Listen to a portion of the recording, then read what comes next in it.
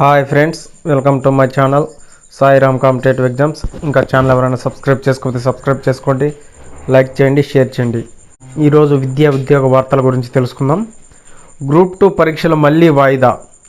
రాష్ట్రంలో గ్రూప్ 2 రాత పరీక్షలు మరోసారి వాయిదా పడ్డాయి. వచ్చే నెల 6-7 తేదీల్లో జరగాల్సిన ఈ పరీక్షలను వాయిదా వేస్తున్నట్టు టీఎస్పీఎస్సీ కార్యదర్శి ఒక ప్రకటనలో తెలిపారు.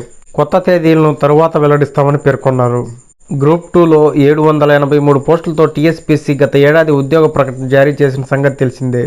2023 జనవరి 18 నుంచి ఫిబ్రవరి 16 వరకు దరఖాస్తులు స్వీకరించగా 5.5 లక్షల మంది అభ్యర్థులు దరఖాస్తు చేశారు.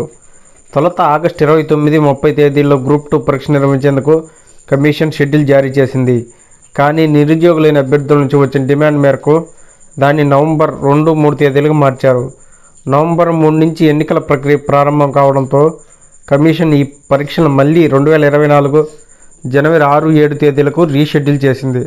బుధవారం టీఎస్పీఎస్సీపై సీఎం రేవంత్ రెడ్డి సమీక్షించిన అనంతరం తాజా నిర్ణయం వెలువడింది. సీఎం సమీక్ష తర్వాత డిఎస్సిపై నిర్ణయం. డిఎస్సిపై ముఖ్యమంత్రి రేవంత్ రెడ్డి సమీక్ష చేశాక తుది నిర్ణయం తీసుకుంటామని విద్యాశాఖ ముఖ్య కార్యదర్శి తెలిపారు.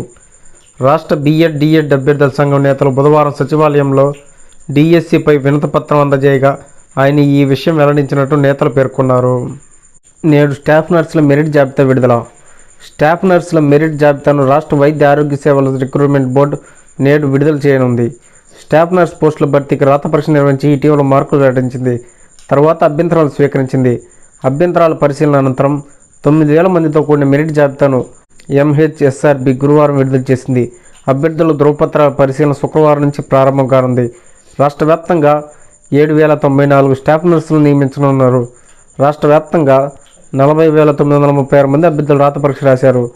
రాత పరీక్ష మార్కులతో పాటు ప్రభుత్వ వైద్య సేవల అనుభవానికి ప్రత్యేక పాయింట్లు కేటాయించి ఎంహెచ్ఎస్ఆర్బి వాటిని మార్కులకు అనుసంధానించనుంది. Okay friends, thank you. All the best. Video నచ్చితే లైక్ చేయండి, షేర్ చేయండి, సబ్స్క్రైబ్ చేయండి.